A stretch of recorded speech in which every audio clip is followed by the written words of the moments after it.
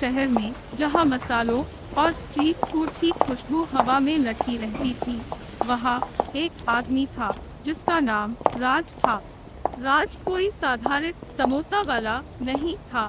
वह उस सड़कीय विक्रेता का प्रतिष्ठानिक उदाहरण था जिनके मसालेदार लुटाफे स्थानीय लोगों द्वारा पसंद किए जाते थे। राज का सफर एक व्यस्त रास्ते के कोने पर एक विनम्र ठेले के साथ शुरू हुआ था। उसके समोसों में, जिनमें मसाले और स्वादों का एक अद्वितीय मिश्रण था, जल्दी ही प्रशंसा प्राप्त हुई। राज को अलग बनाने वाली बात यह नहीं थी केवल उनके समोसों की स्वाद, बल्कि उन्होंने हर ग्राहक के साथ अपनी मुस्कान और वास्तविक मुस्कान साझा की। जैसे जैसे राज के असाधारण समोसों के बारे में खबर फैली, उसकी छोटी सी ठेली एक भीड़ भरे केंद्र में बदल गई। लोग शहर के विभिन्न कोनों से उसके स्वाद्यंत्र का आनंद लेने के लिए आते थे।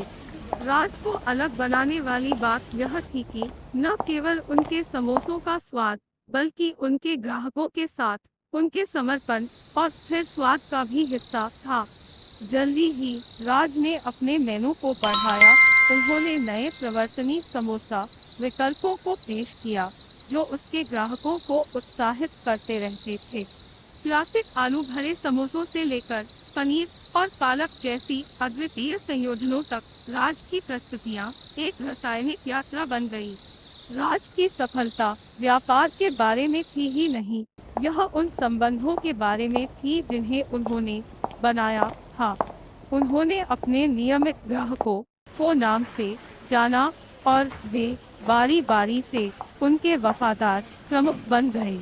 उनकी छोटी सी थैली एक समुदाय का एकत्र स्थान में बदल गई, जहां वार्ता उनके बनाए गए स्वादिष्ट चटनियों की तरह स्वतंत्रता से बहती थी।